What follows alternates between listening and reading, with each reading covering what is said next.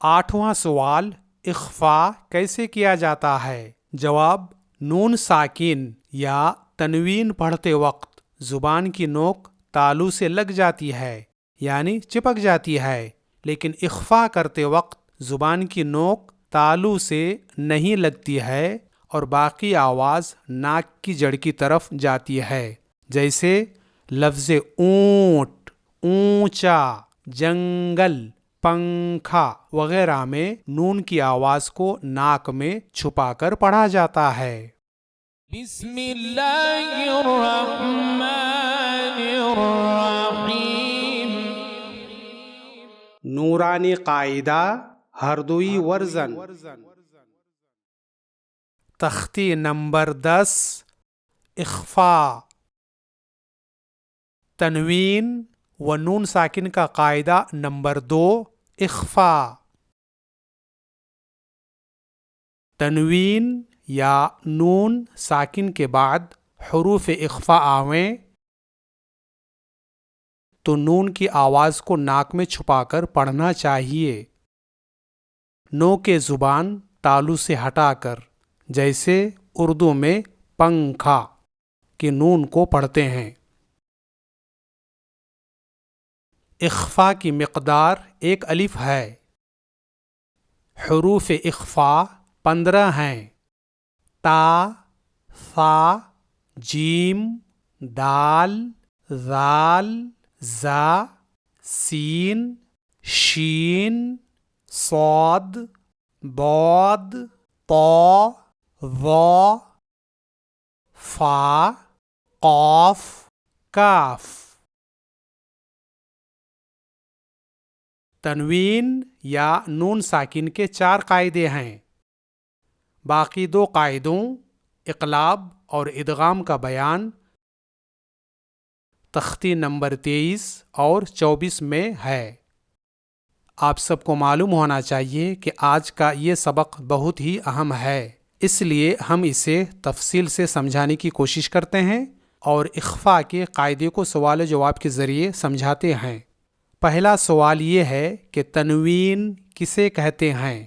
اس کا جواب ہے 2 زبر، 2 زیر اور 2 پیش کو تنوین کہتے ہیں۔ دوسرا سوال، نون ساکن کسے کہتے ہیں؟ جواب، جس نون پر جزم یعنی سکون ہو اس کو نون ساکن کہتے ہیں۔ تیسرا سوال، تنوین اور نون ساکن کو پڑھنے کے کتنے قاعدے ہیں؟ جواب، تنوین اور نون ساکن کو پڑھنے کے 4 قاعدے ہیں۔ پہلا اظہار کا قاعدہ ہے اور اسے ہم تختی نمبر 9 میں پوری وضاحت کے ساتھ پڑھا چکے ہیں۔ دوسرا اخفا کا قاعدہ ہے۔ تیسرا اقلاب کا قاعدہ ہے اور چوتھا ادغام کا قاعدہ ہے۔ تو اظہار کے قاعدے کو ہم پچھلے سبق میں پڑھا چکے ہیں اور آج کا سبق ہے اخفا کا قاعدہ۔ چوتھا سوال، اخفا کا کیا معنی ہے؟ جواب، عربی ڈکشنری میں اخفا کا معنی ہے چھپانا۔ پانچواں سوال، تجوید میں اخفا کا کیا معنی ہے؟ جواب، تجوید میں تنوین یا نون ساکن کی آواز کو ناک میں چھپا کر پڑھنے کو اخفا کہتے ہیں۔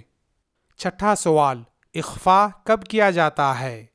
جواب، جب تنوین یا نون ساکن کے بعد حروف اخفا میں سے کوئی حرف آئے تب اخفا کیا جاتا ہے۔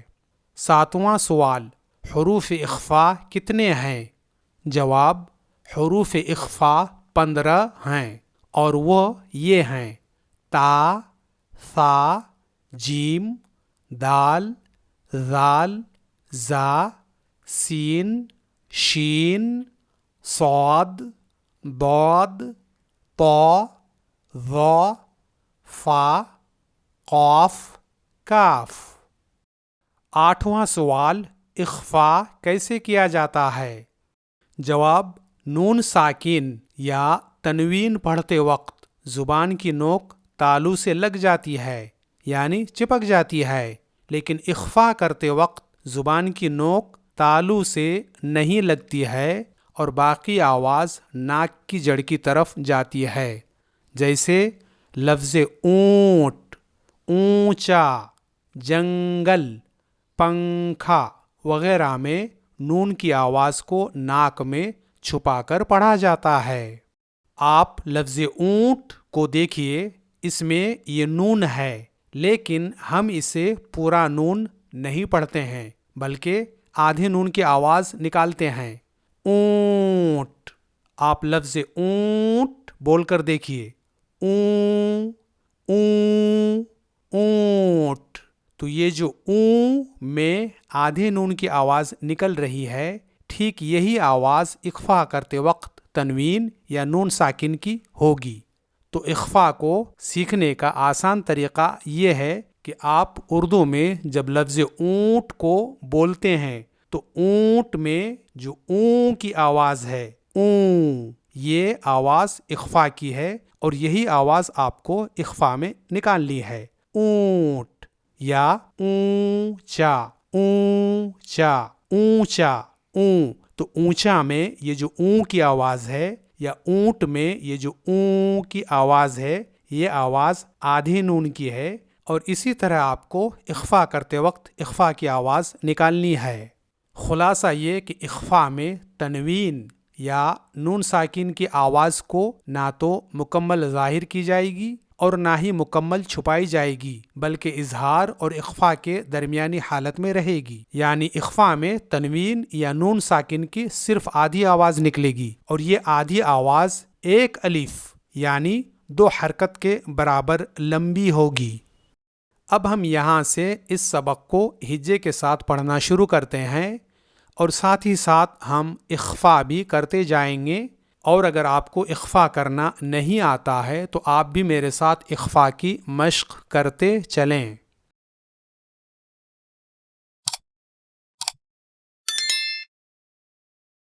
حمزہ زبر نون سکون ان، تا زبر ت، انت، میم پیش نون سکون من، ذال زیر ذی، منذی، را پیش رو، منذرو، انت منذرو۔ یہاں 2 جگہ اخفا ہوگا، ایک انتا کے نون ساکن کا اخفا ہوگا کیونکہ یہ نون یہاں ساکن ہے اور اس کے بعد تا حرف ہے جو کہ حروف اخفا میں سے ہے، لہذا یہاں اس نون ساکن کا اظہار نہیں بلکہ اخفا ہوگا، یعنی اسے انتا نہیں بلکہ انتا پڑھا جائے گا۔ غور سے سنیے، انتا یہ اظہار ہے اور انتا یہ اخفا ہے۔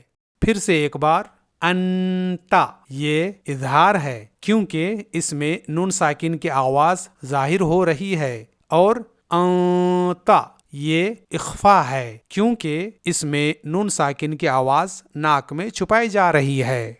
تو ہمیں انتا میں نون ساکن کی آواز کو ناک میں چھپانی ہے، نہ کہ اسے ظاہر کرنی ہے۔ یہاں دوسری بات جس پر دھیان دینی ہے وہ یہ ہے کہ انتا میں اخفا کرتے وقت نون ساکن کی آواز کو ایک الف کے برابر یعنی 2 حرکت کے برابر لمبی کرنی ہے، یعنی اگر کوئی اسے جلدی سے انتا پڑھے، انتا، غور سے سنیے، کوئی اسے جلدی جلدی انتا انتا پڑھے تو یہ بھی اخفا ہو رہا ہے، لیکن اخفا کی آواز ایک الف کے برابر نہیں ہو رہی ہے، اس لیے ہمیں اخفا کی آواز ایک الف کے برابر لمبی کرنی ہے، اس طرح انتا۔ لہذا آپ یہ قاعدہ یاد رکھیے کہ قرآن مجید میں جہاں جہاں بھی اخفا ہوگا وہاں وہاں اخفا ایک الف کے برابر یعنی 2 حرکت کے برابر لمبا ہوگا۔ یہاں دوسرا لفظ جس پر اخفا ہوگا وہ یہ ہے منذرو۔ یہاں دیکھیے یہ نون ساکن ہے اور نون ساکن کے بعد یہ حرف ذال ہے جو حروف اخفا میں سے ہے، اس لیے یہاں اس نون ساکن کا اخفا ہوگا، اس طرح منذرو، انت منذرو۔ کاف زیر کی، را زبر الف، را، کرا، میم دو زبر من، کرامن، کاف زبر الف، کا، تا زیر تی، کاتی، با زیر یا سکون بی، کاتبی، نون زبر ن، کاتبین، کرامن کاتبین۔ یہاں دو لفظ ہیں، ایک کرامن، دوسرا کاتبین، لیکن یہاں صرف ایک ہی لفظ میں اخفا ہوگا اور وہ لفظ ہے کرامن، کیونکہ یہاں دیکھیے یہ حرف میم پر تنوین یعنی دو زبر ہے، اور تنوین دو زبر کے بعد یہ حرف کاف ہے جو حروف اخفا میں سے ہے، لہذا یہاں کرامن کی تنوین کا اخفا ہوگا۔ البتہ آپ یہاں یہ پوچھ سکتے ہیں کہ یہاں تو تنوین کے بعد کاف نہیں بلکہ حرف الف ہے جو کہ حروف اخفا میں سے نہیں ہے، تو پھر یہاں تنوین کا اخفا کیسے ہوگا؟ اس کا جواب یہ ہے کہ دیکھیے یہ جو الف ہے یہ تنوین دو زبر کے بعد کا الف ہے، اور تنوین دو زبر کے بعد جو الف ہوتا ہے اسے وقف کی حالت میں پڑھا تو جاتا ہے لیکن وصل کی حالت میں اسے پڑھا نہیں جاتا ہے، بلکہ وہ وصل کی حالت میں گر جاتا ہے۔ اس لیے یہاں جب لفظ کرامن کو کاتبین کے ساتھ وصل کر کے یعنی ملا کر پڑھا جائے گا تو درمیان سے یہ الف گر جائے گا اور اس طرح تنوین کے بعد یہ حرف کاف ہوگا جو کہ حروف اخفا میں سے ہے۔ اس کا واضح مطلب یہ ہوا کہ یہاں کرامن کی تنوین کا اخفا وصل کی حالت میں ہوگا اور وقف کی حالت میں اس تنوین کا اخفا نہیں ہوگا، بلکہ یہاں اس لفظ پر وقف کرنے کی صورت میں یہ تنوین گر جائے گی اور اس کے بدلے یہ الف پڑھا جائے گا، اس طرح کراما۔ تو آپ دیکھ سکتے ہیں کہ اس لفظ پر وقف کرنے کی صورت میں یہ تنوین گر جا رہی ہے اور اس کے بجائے یہ الف پڑھا جا رہا ہے۔ ویسے ابتدائی عربی سیکھنے والوں کے لیے ابھی اس قاعدے کو سمجھنا تھوڑا مشکل ہے، لیکن یہاں اس کی وضاحت کرنی ضروری تھی، اس لیے میں نے اختصار کے ساتھ اسے بتا دیا، ورنہ اسے سمجھانے کے لیے الگ سے ایک لمبے سبق کی ضرورت ہے۔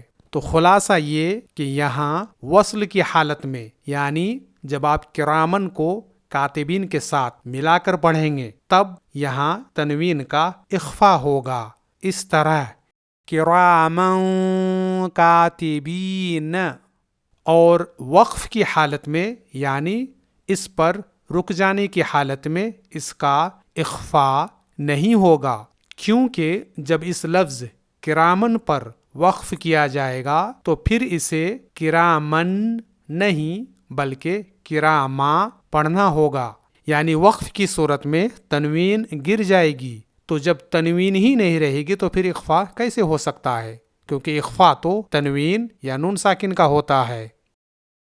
کاف پیش نون سکون کن، تا پیش تو کون تو، تا پیش تو، را زبر الف، را، ترا، با دو زبر بن، ترابن، کنت ترابن۔